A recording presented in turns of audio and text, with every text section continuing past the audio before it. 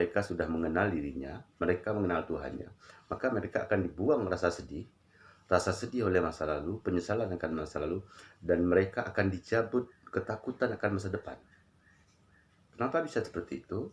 Karena mereka sudah berserah semuanya akan hidupnya, matinya, jasadnya, dan semua yang ada di dalam dirinya dan kemelekatan-kemelekatan dirinya. Apa yang mereka banggakan itu ternyata tidak ada. Bahkan harta benda, keluarga, istri, anak, dan semuanya itu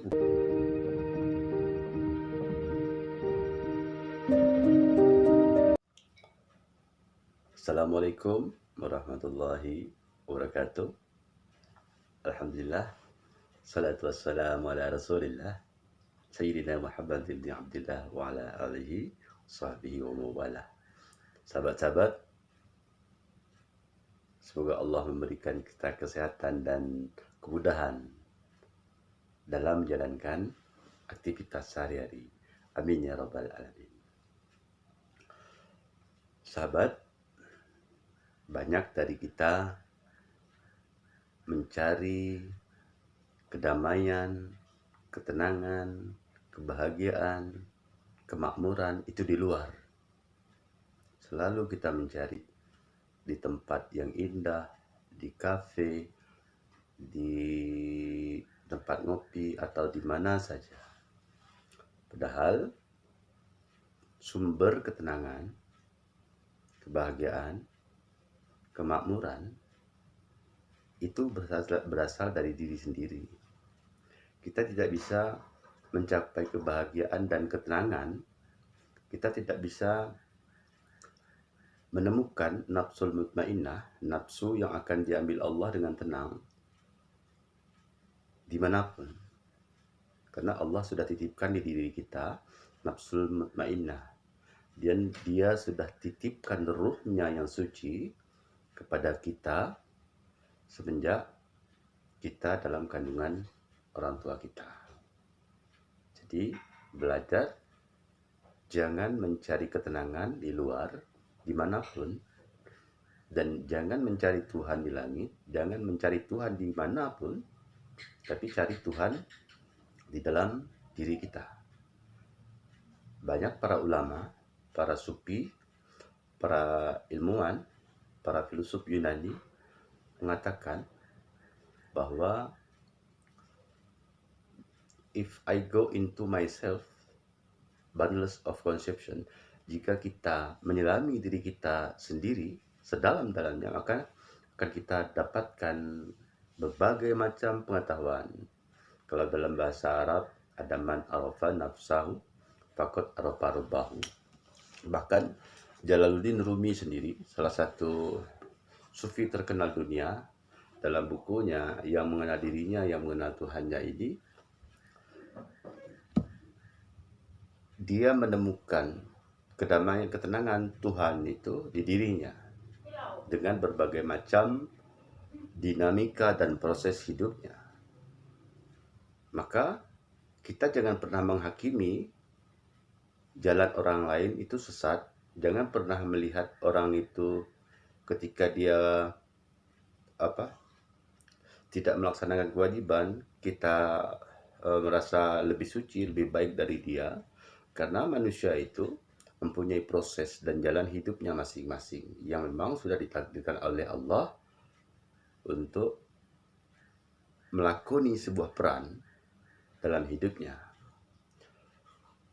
Dari para nabi, jalannya para nabi, para wali, jalan para sufi, jalan para filsuf Yunani dan lain sebagainya. Bahkan para petinggi-petinggi di Indonesia ini, misalnya Buya Hamka, Soekarno, Jenderal Sudirman, mereka berangkat dari penderitaan yang luar biasa. Misalnya Buya Hamka di penjara, Soekarno di penjara, Rasulullah SAW dihina, Nabi Yusuf dibuang ke dalam sumur oleh saudaranya.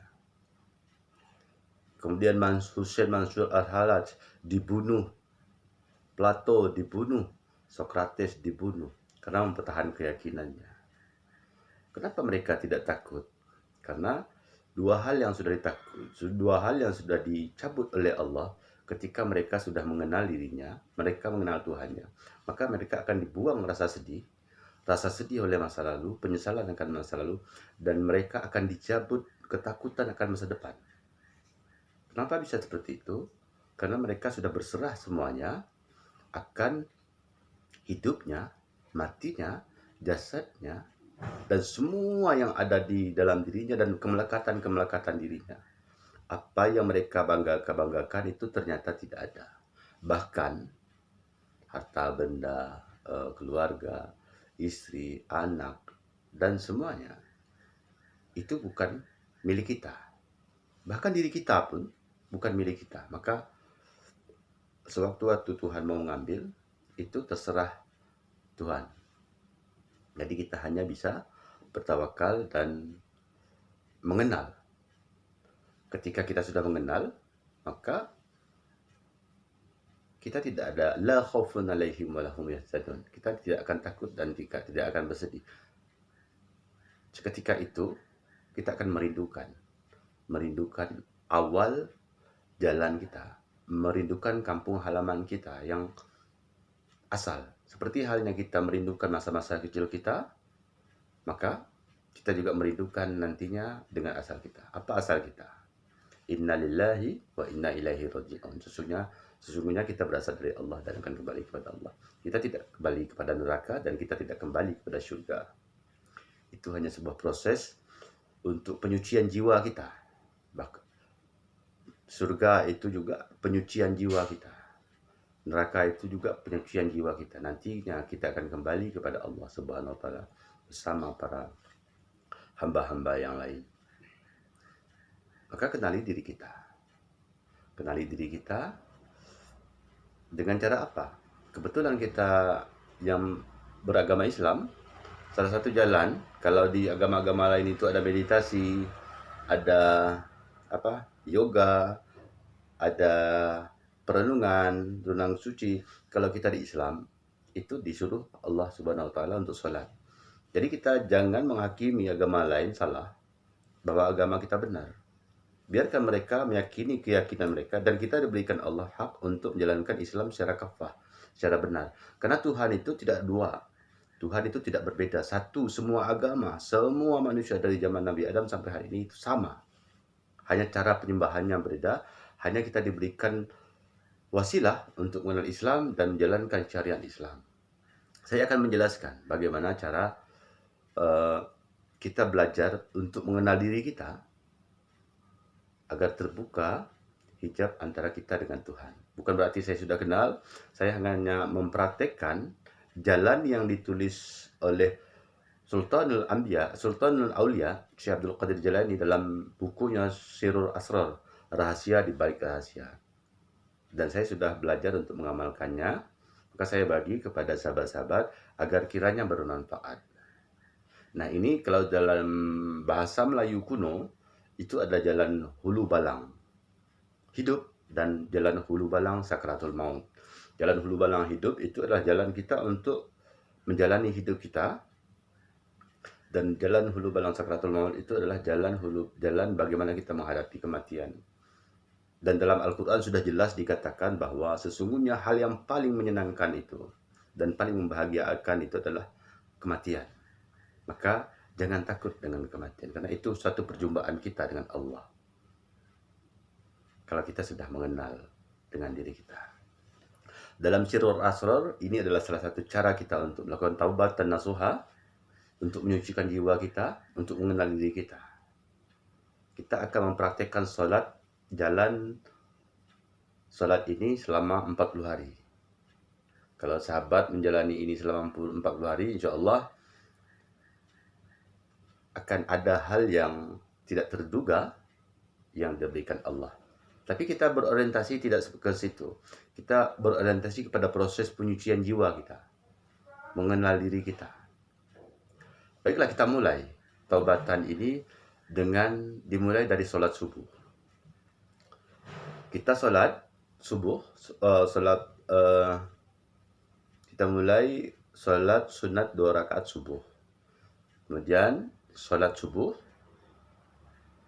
Nah, sudah itu dalam jarak antara sholat subuh sampai sholat sunat fajar, sholat isyraq, itu kita berzikir. Jangan tidur lagi kalau bisa. Kita berzikir, zikir apa saja yang kita tahu. Salawat akan lebih baik kalau Abah Guru Sekumpul itu mengatakan lebih baik kalau kita tidak mempunyai guru dalam dunia ini, maka kita perbanyaklah salawat agar kita dibimbing langsung oleh baginda Nabi, karena ruhnya baginda Nabi itu sama dengan ruh kita. Apa yang membuat baginda Nabi itu melihat sama dengan yang membuat kita melihat. Apa yang membuat baginda Nabi itu mendengar itu sama yang membuat kita mendengar. Apa yang membuat baginda Nabi itu bernapas, itu juga yang membuat kita bernapas. Sama. Jadi setelah itu antara zikir itu akan ada waktu matahari terbit. Itu adalah sholat isyraq. Itu sholat isyraq 2 rakaat. Kita sholat 2 rakaat itu kita baca Qulhu ayat pertama dan ayat kedua Al-Ikhlas. Sudah sholat isyraq, kita lanjutkan dengan sholat sunnah kafarah. Sholat sunnah kafarah ini artinya sholat meminta ampun atas semua dosa-dosa kita yang telah lalu. Sholat sunnah kafarah ini dalam kitab Sirrul Asrar, ayat pertama itu kita baca Al-Kautsar sebanyak 7 kali. Ayat kedua, rakaat kedua kita baca surah Al-Kautsar juga sebanyak 7 kali. Yang ketiga, setelah itu kita melaksanakan sholat istikharah. Sholat istikharah kita meminta petunjuk kepada Allah setiap keputusan-keputusan kecil dan setiap keputusan-keputusan besar yang akan kita jalani hari ini. Pada rakaat pertama kita baca ayat kursi, kemudian ayat kedua rakaat kedua kita baca Al-Ikhlas sebanyak 7 kali. Jadi sholat isyraq, sholat isyraq, kemudian sholat kafarah dan sholat istikharah. Kemudian pada waktu zuhur, pada waktu duha, usahakan kita sholat duha sekitar jam 7 itu. Antara waktu isyraq dengan duha itu kita zikir. Kemudian kita sholat duha sebanyak 8 rakaat. Dalam tiap-tiap rakaat itu kita baca wadduha sama surat ad-duha wa syamsi wadduhaha. Selamat 2 rakaat itu sampai 8 rakaat. Kalau kita tidak hafal, serah membaca doa, membaca ayat apa yang kita hafal saja. Nah, kemudian setelah sholat duha, kita lanjutkan dengan sholat isti'adzah. Sholat mohon perlindungan. Bisa juga sholat isti'adzah ini kita mulai setelah sholat isyraq tadi. Jadi sholat kafarah itu kita mulai habis sholat duha, sholat isti'adzah, kita mulai habis sholat isyraq.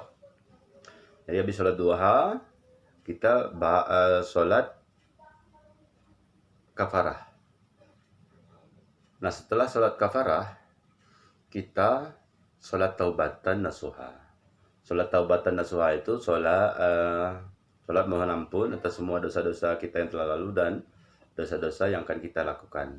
Seperti doa yang ada dalam Sayyidul Istighfar, Allahumma anta rabbi, ya Allah engkaulah Tuhanku, la ilaha illa anta, tiada Tuhan melainkan engkau, khalaqtani, yang menciptakan aku, wa ana abduka, dan akulah hambamu, wa ana ala ahdika, dan aku meyakini semua apa yang telah engkau berikan kepadaku, wa wa'dika mastata'tu, dan aku akan menjalankan semua perintahmu semua yang sesuai dengan kemampuanku. Wa a'udzubika min syarri ma sana', dan aku berlindung kepadamu dari semua kejahatan-kejahatan yang aku lakukan. Wa abulaka bi ni'mati alayya, dan aku mengakui segala nikmat-nikmat yang telah kau berikan, wa'bulaka bizambi, dan aku berdosa ya Allah, wa'bulaka bizambi faghfirli, maka ampunilah aku, fa inna faghfirli fa innahu, maka sesungguhnya la yaghfiru dzunuba illa an, maka tidak ada yang bisa mengampuni selain engkau. Nah, setelah itu kita berzikir. Biasa saya tambahkan lagi itu. Saya baca surat Ar-Rahman. Ar-Rahman habis salat duha. Kemudian salat zuhur kita laksanakan salat qabliyah zuhur, kita salat zuhur kemudian salat ba'diyah zuhur. Antara itu kita boleh berzikir dengan salawat. Setelah itu salat asar, kita laksanakan salat qabliyah asar dan salat asar. Antara asar dengan maghrib itu kita zikir salawat lagi, belajar salawat lagi. Salawat tidak usah dipaksakan, salawat semampu-mampu kita aja. Yang penting kita hadir dan menikmati hari ini dengan mensyukuri segala nikmat yang ada. Kemudian pada waktu salat maghrib, kita salat maghrib, habis itu salat ba'diyah maghrib. Setelah kita salat ba'diyah maghrib, kemudian kita setelah salat ba'diyah maghrib ada salat yang 6 rakaat itu, atau 2 rakaat. Setelah itu salat, saya lupa salatnya apa, cuman ada salat mohon pengampunan 2 rakaat sampai 6 rakaat. Itu biasa dilaksanakan setelah maghrib. Nah, kemudian kita salat isya, qabliyah isya, salat isya dan ba'diyah isya.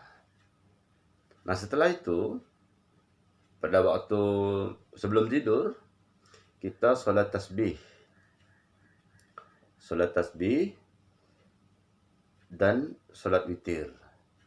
Salat tasbih itu adalah subhanallah walhamdulillah wala ilaha illallah wallahu akbar la haula wala quwwata illa billahil aliyyil azim.